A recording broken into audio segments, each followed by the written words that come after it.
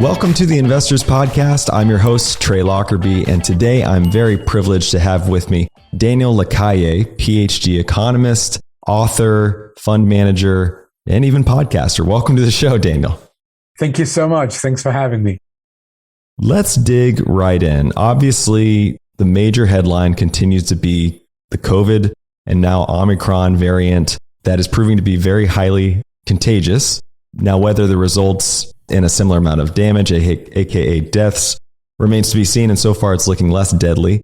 Nevertheless, the spread of the disease inherently has implied risks. What is the sentiment currently in the Eurozone, and how are the governments thinking through this new spike in cases? In the case of the Eurozone, the level of consumer confidence was already weakening prior to this outbreak. So Omicron has basically made consumer confidence, industrial confidence plummet to almost contraction levels. And governments have reacted in very different ways. For example, in the south of Europe, where the level of vaccination is much higher, I think that the governments, what they have done is to take more prudent measures, whilst, for example, in Germany or in Austria, where the level of vaccination is very low, they have been very aggressive with new restrictions. So in economic terms, that means a very significant slowdown, both for the services sector, but also for the manufacturing sector, because it's starting to show very significant risks, particularly on the travel and leisure and automotive sector. Very interesting. When COVID first hit, oil had this extreme volatility. Are you seeing any warning signs in the energy sector as well, potentially coming, or any indications that there might be another issue if cases continue to rise? Well, unlike in the United States, where Henry Hub natural gas prices have fallen because of a mild winter, in the Eurozone, the European Union, natural gas prices have rocketed. And the reason why they have rocketed is because there's a very significant bottleneck of supply and a very challenging environment into winter to address the increase of demand. The other aspect in terms of gas prices is that taxation in the European Union is so high, it's more than 50% of the final price, that a reduction in the commodity price is not felt significantly by the consumer, no? So in general, inflationary pressures are very strong in the Eurozone. Inflation is at 30 years high, not as high as in the United States, but only by a bit less than a point. And the situation in general is, as long as restrictions continue to exist and as long as the supply chain bottlenecks are there, there's going to be a significant problem of rising prices. So energy right now is a sector that is suffering, obviously, because demand is not working properly and the refining sector, therefore, is not doing as well as it should in this environment. But because most of the companies cannot transfer the increase of commodity prices, the increase of industrial costs to the final consumer in their entirety, therefore margins are falling, no? And it's very evident as well in the airline sector and in the automotive sector. I'm glad you brought up inflation because I have a few questions around that. First of all, when it started happening here and showing up finally, it was thought of to be transitory. Now it seems to be more here to stay. Talk to us about what is projected for inflation next year in 2022 and 2023, and if you personally agree with the forecast laid out. I don't necessarily agree with the forecasts that have been laid out, particularly for one reason, no, is that they have been incredibly wrong in this year. Remember, at the beginning of the year, we heard from central banks and from investment banks that inflation was going to be inexistent. Actually, there was more risk of deflation. Then, when inflation started to rise, they said it was due to the base effect. And now they say it's transitory. And now they say that it's persistent. Good use of words, to be fairly honest. But what that tells me is that this year, the United States finishes the year with a 6% level of inflation, and next year sort of improves to 3%. That is more than 9% in 2 years. I don't think that there will be many people either in the Eurozone or in the United States that are going to see their disposable income and their wages 9.5% in 24 months. No? So I think that the picture for inflation is probably more persistent than what we expected at the beginning of the year. It's also likely to show some reduction because, as you mentioned before, oil prices have come down a little bit. They're still at $69 a barrel, but oil prices have come down a little bit. The trend remains inflationary in basic goods and services. So I would say that next year we probably have more risk of a unfortunate surprise on the upside in terms of inflation rather than on a downside risk. With this money printing that's been going on, do you see the prospect for runaway inflation happening potentially? And if not, what would be some of the disinflationary pressures that would be combating it? I don't see runaway inflation for a very simple reason.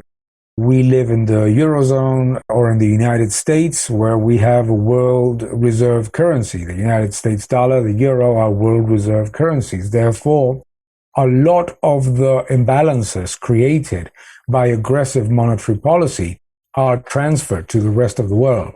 So I don't see runaway inflation or the kind of risk of inflation that we saw in the 70s. However, I do see very high inflation for the developed economies with global reserve currencies that we are. In terms of disinflationary pressures, obviously technology. Technology is disinflationary. Demographics are disinflationary, as we live in societies which have different demographic pyramid and they have that have a completely different type of population. Obviously, that makes it more difficult to get to very high levels of inflation. And finally, obviously, very high debt. Very high debt is disinflationary. So I think that ultimately we can see high inflation, but not necessarily runaway inflation. Cannot forget that for the average American citizen, currently we see that healthcare, education, things that we purchase on a day-to-day basis are going up significantly above consumer price index. And that is the same in the European Union, that the daily purchases, the essential goods and services are actually going up faster than what the consumer price index indicates. Let's go there because from what I'm seeing, the top traded commodity prices over the past 2 years have been exploding. Oil, steel, soybeans, copper, aluminum. The smallest price increase in that basket was almost 17.5%. What would inflation really look like, if we started to add in things like healthcare, education, some things that are not currently in the US CPI number? Well, there are some alternative estimates of what inflation would look like if we calculated the CPI index, the consumer price index, the way in which it was calculated a few years ago. And we would probably be talking about 8.5%. So significantly higher than the one that we have seen that's in the United States. In the Eurozone, inflation is not that dissimilar if we calculated the way it was calculated a few years ago, because obviously many of those costs are paid in taxes, no? And inflation doesn't account for taxes. But in any case, it would be significantly higher than the 5%, 5.5% that we have seen in the last year. I'm actually really glad you brought that up because I'd like to talk about how inflation shows up in Europe versus the US. So for example, you touched on it showing up in your taxes. One industry that's obvious to understand is that healthcare is covered by the government and your taxes in Europe where it's not in the US. So healthcare services in the US have been skyrocketing in price. But how does that show up in somewhere like the Eurozone? And what is the growth rate of that tax inflation, if you will? How does that look to date? Yeah, the comparison between the United States and the Eurozone in terms of healthcare costs obviously is blurred by the fact that in the Eurozone, countries are paying for the healthcare cost and taxes. Now, so what do we have? We have basically a tax wedge that is on average about 15. So basically, the tax wedge for the average European Union household is about, including indirect taxes, about 40% of gross income, whilst in the United States it's lower. In the case of the Eurozone, what we have seen is very high inflation of taxes. We have, for example, VAT, value-added tax, which is 21% on everything that we purchase. In some countries, there are some goods that have a low VAT, but the value-added tax is very, very high in many countries. And obviously, the marginal tax rate is significantly higher than in the United States, but massively higher, and particularly for the middle class. Many times when I discuss about taxation versus state-provided goods and services like healthcare, we tend to forget how high taxation is, particularly for the middle class, both in indirect and indirect taxes. So we have seen almost tax wedge doubling since the creation of the European Union that we call now the Eurozone, once all the countries started to join the Euro area. Very interesting. And would you say that the way that the Eurozone calculates their inflation, meaning CPI, like we use here, is pretty comparable to the US? There are differences. There are significant differences. The way in which, for example, accommodation and everything that has to do with housing is calculated is different. In terms of commodity prices, energy, etc., taxation is not considered. So there are small things here and there. Let's talk about the US Fed for a minute and their recent announcement. They're essentially planning to accelerate their reduction in monthly bond purchases. They're also planning to do 3 rate hikes now in 2022, which I think was a bit of a surprise for most. That's saying the estimated funds rate will go from 0.25 roughly to 0.9. So nearly a 260% increase, even though they're really small numbers. So it sounds quite substantial. How will this affect the markets, in your opinion? Well, I don't think it's going to make much of a difference, no, because ultimately the Fed is going to put rates massively below where inflation and core inflation is expected to be. If the Fed does follow the dot plot, as we call it, no, of the rate hikes that have been announced to 2024, the Fed's funds rate is going to continue to be below core inflation. So I think that means the Federal Reserve, just like the European Central Bank, is going to continue to be extremely dovish and accommodative despite inflationary pressures. The repurchases of bonds and mortgage-backed securities is going to be scaled down, but it's not going to be scaled down dramatically, and it's going to continue to be a very significant proportion of the net issuances of the federal government. So my view basically is, first, I don't think that the Federal Reserve will ultimately comply with the announcements that they have made. I think that they will make less rate hikes than the ones that have been announced. That is the history that we have lived, and that is consistent with the slowdown of the economy that we're starting to see at a global level. And I don't think that it's going to make great differences in markets, because even considering the announcement of rate hikes and slowdown or reduction in repurchases of bonds and mortgage-backed securities, the Federal Reserve is going to continue to be a very significant player. It's going to continue to inject billions of dollars of liquidity every month, even into 2024. So I think that the impact on the markets will be very limited. There will be volatility because markets are basically pricing in right now almost an ideal scenario of higher growth, higher productivity, and better earnings. That is very unlikely to happen. So my view is that the Federal Reserve, the European Central Bank, the Bank of England, the Bank of Japan, and People's Bank of China are going to continue to be a lot more accommodative than what probably they imply in their messages. Traditionally, as I understand it, the Fed would set these fund rates and then commercial banks would follow suit and adjust their lending rates accordingly. But talk to us a little bit about maybe how that's changed in the recent past, rates being at zero for so long. Are commercial banks hiking rates preemptively, and what will that look like moving forward? That's another of the reasons, because a lot of commercial banks have been increasing rates for the riskier customers in the past year.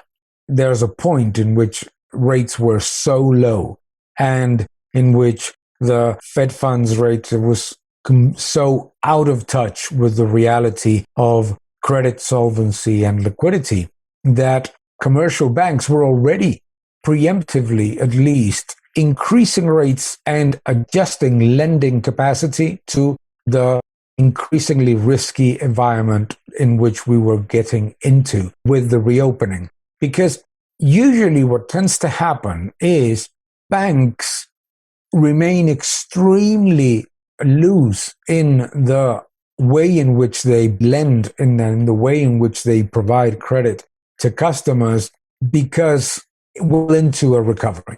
In this one, because it's been such a quick crisis and such a quick recovery, the impact of non-performing loans, the impact of increasing levels of weakening solvency ratios, etc., all of those were already being embedded by banks in their actions.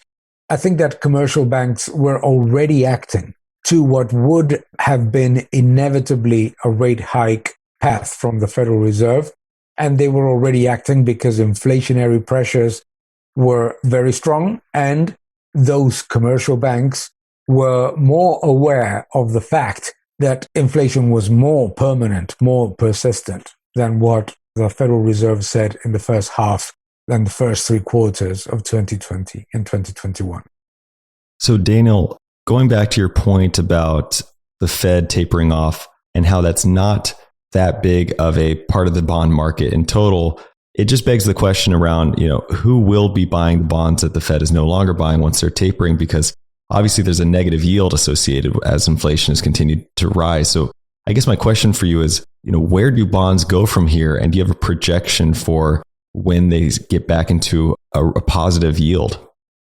I think it's going to be very difficult, considering how dovish central banks will continue to be. And also because what happens, for example, right now we're seeing it in emerging economies, how their currencies, despite rising commodities, are weakening against the dollar. So one of the effects that we see, this Hoover effect from the Federal Reserve tightening a little bit their policy, is that demand for US treasuries rises significantly. Because for a lot of central banks all over the world, US treasuries are reserves that support the purchasing power of their domestic currency. So who will buy US treasuries once the Federal Reserve starts to taper?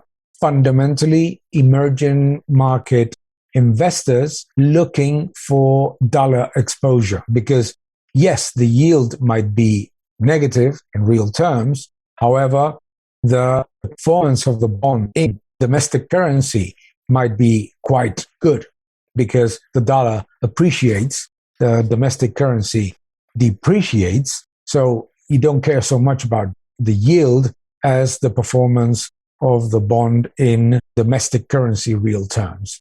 So I think we'll see quite a lot of inflows from emerging economies into the US dollar and therefore US treasuries. But the Federal Reserve needs to be very aware of this, because demand of US treasuries cannot be based only on the fact that there is a risk-off appetite. It must be a healthy level of demand from US investors that find that the yield is attractive enough. And I think that that is something that we're not going to see in 2023 or 2022, that we're going to continue financial repression, which is keeping yields significantly below inflationary expectations and keeping the level of repurchases high enough to maintain bond yields at very low levels, which doesn't mean that bond yields are not going to go up. It means that they will stay at very low levels. But obviously, from the hugely depressed levels where they are today, they are likely to continue to rise a little bit. The biggest risk is on the European Union, Eurozone sovereign bonds, in which peripheral countries are financing themselves at extremely low rates, and in the so-called high yield that is not high yield anymore, and therefore the risk of solvency starts to become something that matters. That's a very interesting point about the exposure just to the dollar, especially for the emerging market cohort. I'm curious if you have an opinion on the forecast of the dollar as we continue to raise rates. That would imply the dollar will probably get stronger. There's obviously a large cohort out there of people who believe that the dollar will continue to depreciate and somewhat drastically, even, hyperinflate away. So it's a spectrum of opinions. I'm kind of curious where you land on it. In my opinion, the dollar is not depreciate relative to its basket of traded currencies. And the reason is because my fellow American friends now and colleagues, they look at the monetary policy of the Federal Reserve and they look at the fiscal policy of the government and they say, well, obviously this is going to lead to very high inflation and a weakening of the currency, and it's going to get a lot worse. But we forget that the currency market is a market of relatives.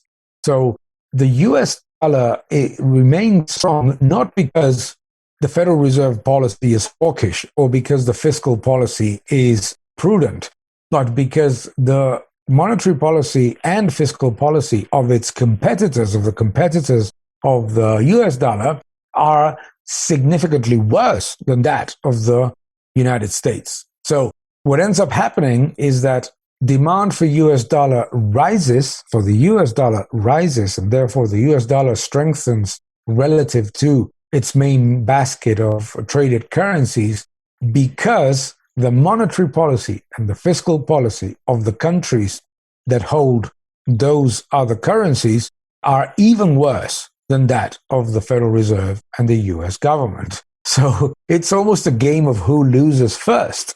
And when the Eurozone is embedded in this monster stimulus plan and this huge deficit spending program, and at the same time, a very aggressive monetary policy strategy in which the balance sheet of the European Central Bank has gone to rise above 80% of the GDP of the Eurozone.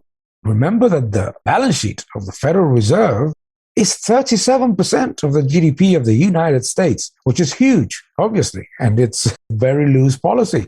But if you look abroad, the European Central Bank are conducting much more aggressive monetary policies, and the governments are conducting much more aggressive fiscal policies than the United States. Therefore, my view is that the US dollar will continue to strengthen relative to those traded currencies. So I'm going to jump ahead a little bit to, just based on that point, to sort of an in-game forecast, because what you kind of highlighted there just raises this concern around the middle class, especially, in the US, but also across the world. When will we enter, or how can we enter into a scenario where society and its wealth will not be achieved at the expense of the middle and lower classes as it is now, meaning that the dollar, while it might not depreciate against the basket, certainly is depreciating against other assets, healthcare, even, and services and things like that, real estate, stock markets, bond markets. And it's getting harder and harder for the middle class to even just keep up. So what does a scenario look like that gets us out of this negative feedback loop and back into a more prosperous scenario? The middle class grows in an environment in which saving and prudent investment is incentivized. If monetary and fiscal policy incentivize debt and reckless spending, the middle class is always going to suffer. Doesn't matter if it's a Democrat government or it's a Republican government, the policy of massive deficit spending and huge money printing is at the expense of the middle class. Because the ones who benefit from financial repression, from very low rates, huge money printing, and high government spending, what ends up happening is that the middle class gets wiped out by policies that are supposed to be about the middle class. So we hear politicians say, no, we care about the middle class. We want the middle class to thrive. But the entire policy is against the middle class, raising taxes, increasing liquidity, massively lowering rates, and increasing deficit spending does not benefit the middle class. It has never done it. And therefore, and if you add on top of that, and for a while that was acceptable because there was very low or no inflation. But when there's high inflation, the middle class hurts the most because obviously it suffers from the inability to save for a rainy day. Ultimately, it's very simple. Inflationary and deficit spending policies are literally taking resources from the economy, from putting a hand in the pocket of the ones who save. Who save? The middle class. Because the very rich might have a lot of assets, but they have mostly a lot of debt and very little cash flow. The very poor have no assets and no cash flow. So the one who are inflating out of its wealth is the middle class. So every time that I hear that how can we rebuild the middle class, for me it's very simple. Stop financial repression. Stop policies that are sold as something that helps the middle class and in reality hurt the middle class, because it's going to get a lot worse. It's going to get a lot worse because access to real estate is going to get possible the way that things are going. Purchase of essential goods and services, as we were mentioning, healthcare, education, all these things are just going to get worse. But on top of that, the real disposable income of the middle class comes down, and real wages, not nominal, I don't care about nominal wages, real wages come down, and the ability to save for those goods and services is worse. So if we want the middle class to thrive, we need to incentivize a policy from the side of governments that incentivizes prudent investment and saving, not debt and expenditure. Very interesting. Let's talk about where to invest. One trend that has been really taking hold as of late is this focus around ESG companies. You know, in theory, ESG companies and the intention behind it seems very sound, but there's a lot of skepticism around the actual approach or execution of implementing ESG policy. What is the skepticism exactly, and why is it there?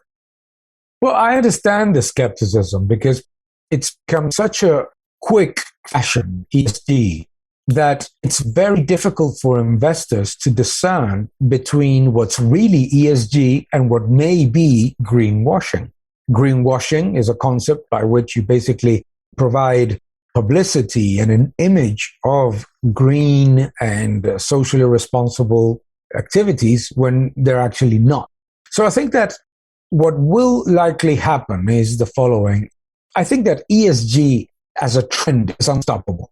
But I think that what's going to happen in the next few years is that people will start to really analyze what is ESG, what is really the environmental, social, and governance policies that companies are implementing, and profitability. Because there are two risks about ESG. The first is that people start to confuse ESG and socially responsible investment with loss-making.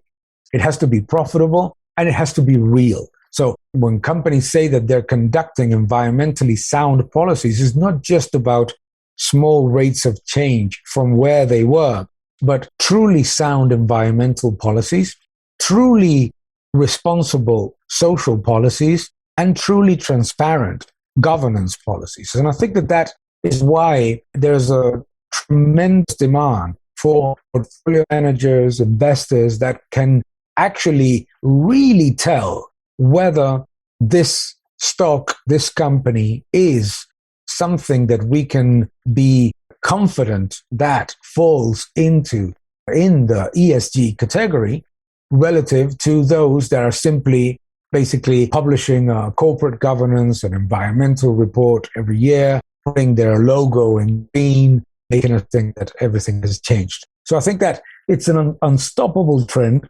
It's a trend that wasn't created by politicians. ESG, socially responsible investment, existed many, many years ago, way before politicians even thought about it.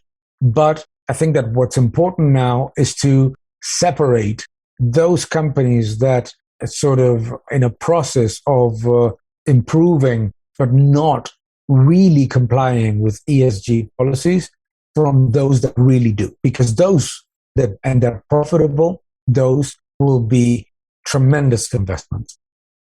And who is the agency that ultimately polices the policy? Is it the SEC, or what, does it fall on some other regulatory entity?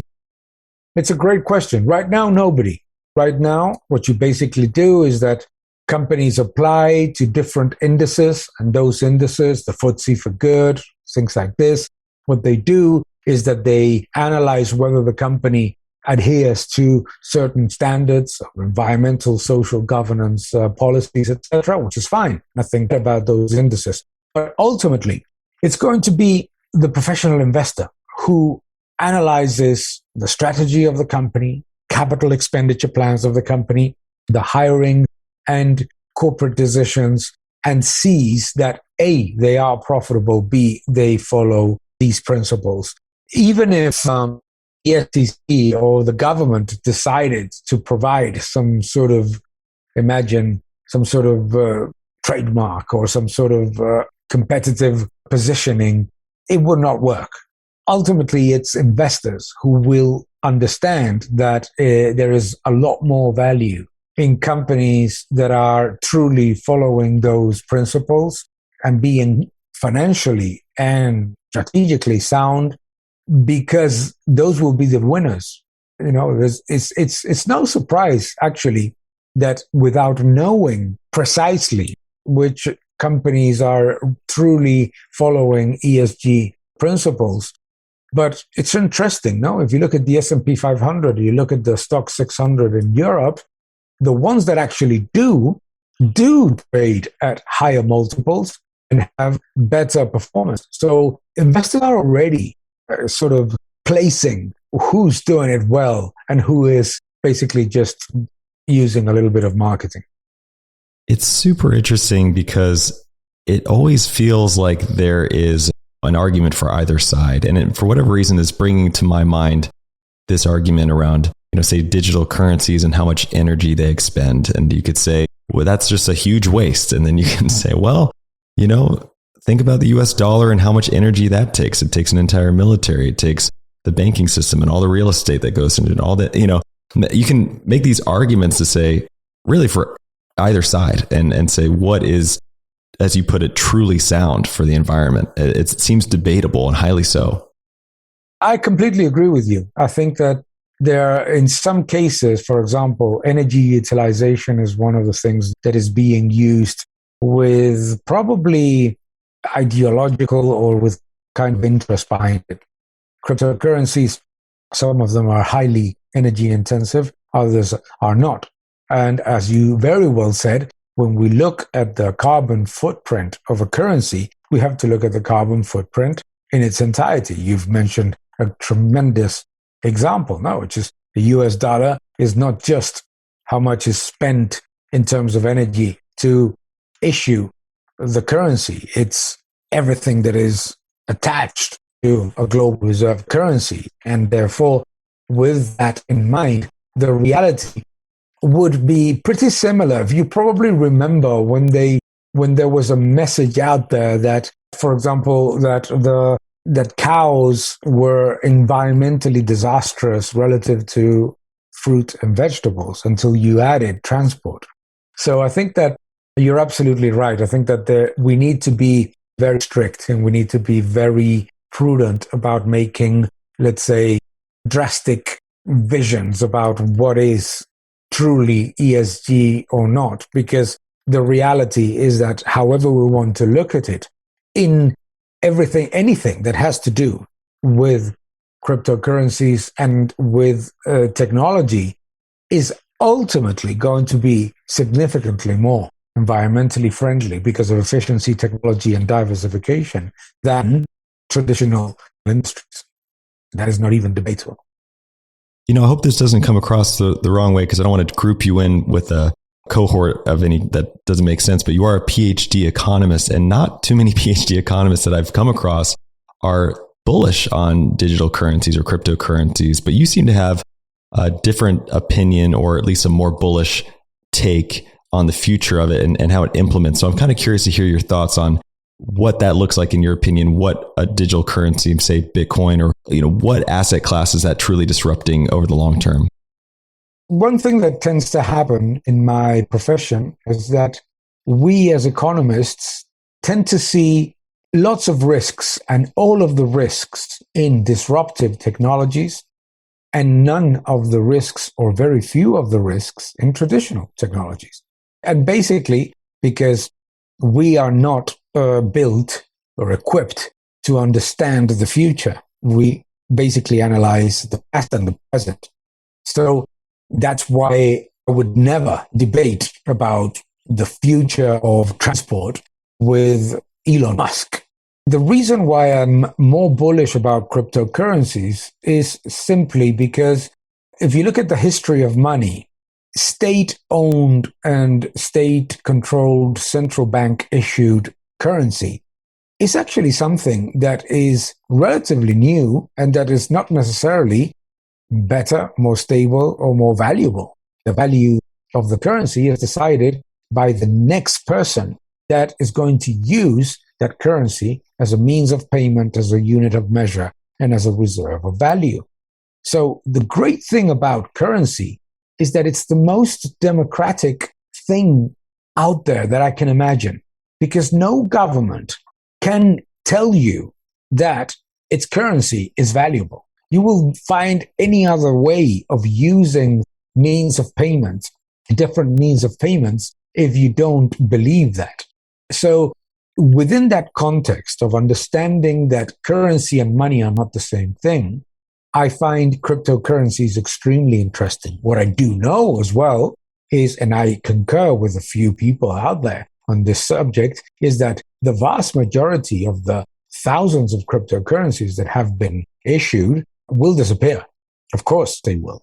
But that doesn't mean that the concept of a decentralized currency isn't going to take hold, because it will, the same way that we are seeing decentralized, denationalized global companies with completely decentralized strategies that have absolutely nothing to do with the place where they have their headquarters. But what I'm hearing, I don't think I'm speaking out of school. It sounds like you're not implying that it will disrupt something like the US dollar over the long term and its hegemony. No. I don't enter into that discussion. First, because obviously I don't know.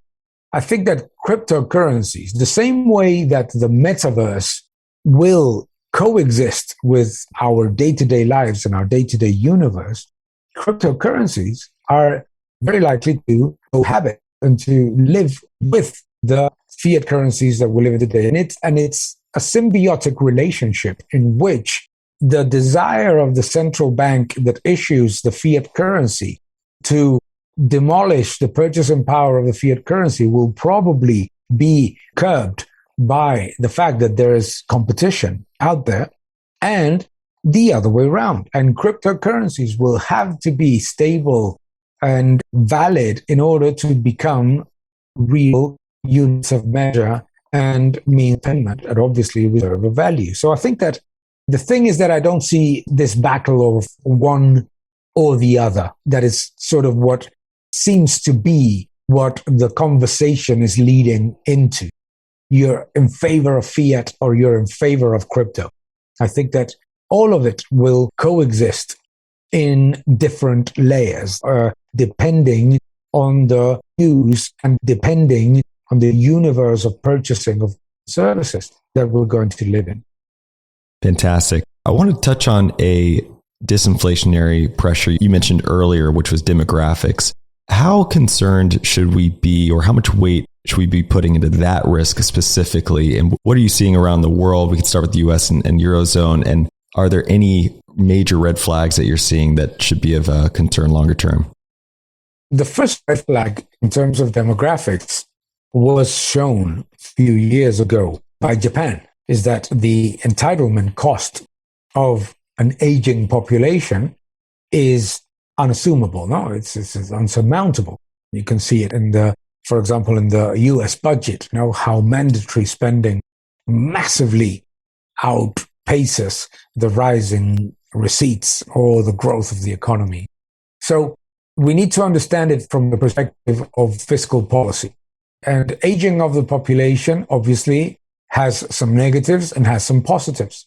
In terms of the negatives, we all understand them, no? We all understand that population that ages and diminishes makes a country to go downhill.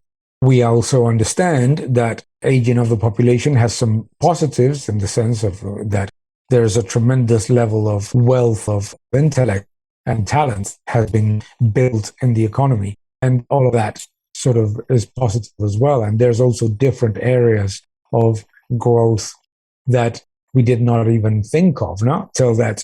Think about Florida, how it has benefited from aging of the population. So the point is, we need to pay attention to demographics because the budget and the fiscal situation of countries in an aging population becomes very difficult when entitlements, when pensions costs, healthcare costs, etc., Medicare, Medicaid, Social Security, you name it, all of that hugely outpaces economic growth and receipt growth, because you cannot offset it with tax increases. We always hear this thing about, if you tax the rich and you tax corporations, everything can be paid. No, it can't. Not even close. Look at the trillions of dollars of increase in mandatory spending in the budget in the United States or mandatory spending in the Eurozone, and you don't even get close to fiscal balance through taxation. So how do we get close to fiscal balance without destroying the economy through taxation and at the same time preserving the growth of the economy and the growth of a nation? With a policy that attracts talent, that attracts investment, that attracts people from all over the world, and that keeps that population growing the way that the United States grew, the way that the European Union grew. So very much about a realistic approach to immigration in which the people that join a nation contribute to the growth and the talent that is required for a nation to continue growing. Speaking of that taxation, and without getting political, I'm just kind of curious to hear your thoughts on, the fact that Elon will be spending something over $11 billion on his tax bill this year. And I'm curious to know if you have any thoughts on if that is an awakening of sorts to a lot of folks who believe taxation is the answer to rebalance this budget. Because again, it seems that $11 billion will go fairly quickly in the spending that we have. Without reserving judgment or opinion, more curious to know if you think that is sort of an act that will get recognition of sorts, or if it's sort of a nothing burger in your mind. No, it's not going to be recognized, unfortunately. We know in the Eurozone, where taxes are incredibly high for the wealthy, for the middle class, for everybody, we know that messages like this, which are perfectly valid, nothing against what Elon Musk is going to be paying in taxes, we don't need to think about taxation from the perspective of receipts, but from the perspective of taxable base, which is what we need is more Elon Musks. What we need is more middle class. At the same time, not try to build the middle class by making Elon Musk disappear, because that doesn't work. I live in the Eurozone, doesn't work. But we need to increase the taxable base. And that means building a stronger middle class through savings and through being able to save for the future and get and invest in their wealth. And we need more Elon Musks. And that increasing the taxable base will allow us to finance, however you want to call it, a welfare state, etc., that is based on providing basic services to those people that cannot afford them. So the idea of a social system can only come from the perspective of widening the taxable base, increasing the middle class, and at the same time promoting that if somebody is as successful and as intelligent and as genius as Elon Musk, please come to our country. Fantastic. A lot of people in our audience are looking to invest their own money. And I'm curious to know if you have resources that you kind of recommend most to people. I know you've also written your own book, so feel free to share some of those as a reference point, but any other resources that you typically recommend? What I recommend to investors is that if they're looking to grow their wealth, not to buy, sell, but to try to increase the assets under management that you have. How do you do that? By having a portfolio in which you have short-term bets that you take and you monitor with very clear catalysts, and then you take them away if you're wrong or if you have made the return that you expected out of them. Second, by having long-term investment that you monitor on a quarterly basis and that you look to grow with time. And third, which is what people tend not to look at, is to have what I call goalkeepers. What you need to have in a portfolio, assets that will protect you in a downturn. One of the things that I find is that usually many people that invest look either at having very aggressive bets in very cyclical names or very defensive bets in stable assets. You should have both. And you should have both in order to grow the business that is your wealth.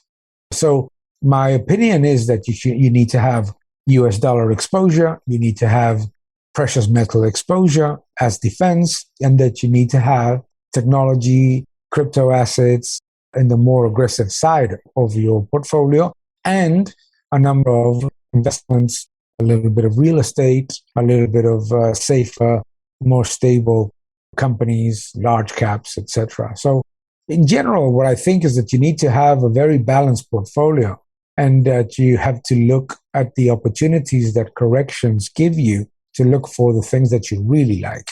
If that is too daunting of a task, which is maybe the case for many of the people that are listening to us, that's why you have professionals. I don't go to a dentist knowing what dentists do. Therefore, I think you need to look at investing in investment funds with proven track record, good portfolio managers, and look at the opportunities, because every sell-off is an opportunity, and every market rally and every record high is also an opportunity. Fantastic, Dana. Well, before I let you go, I want to give you the opportunity to hand off to our audience where they can learn more about you, find your books, find your podcast, etc. Anything else you want to share? Thank you very much. It's been a great pleasure. My name is Daniel LaCalle. It's very easy to find me on Twitter. I have 2 accounts, one in Spanish, one in English. It's at @DLaCalle_IA if you speak English. You have my books available at Amazon or at any bookseller. Freedom or Equality is the latest one, but Escape from the Central Bank Trap is very much about what we've been talking about today, which was the previous one. There's one about the financial world. You also have my website, dlacalle.com. It's both in English and Spanish. And you also, it's not difficult to find me. Actually, if anyone that's listening finds it hard to find me, it's because they haven't looked enough. Well, I really enjoyed this discussion, and I would love to have you back on the show and continue to monitor all these developments as they occur. So let's do it again sometime soon, and hopefully sooner than later. I wish everybody a very, very good 2022, and that all of these problems that we're living today are at least eased significantly. Thank you so much. It's been a true pleasure. Thanks for watching. Make sure to subscribe and hit that notification bell so you don't miss out on the next podcast episode and new investing resources. What are your takeaways and thoughts on this discussion? Let us know in the comments section below.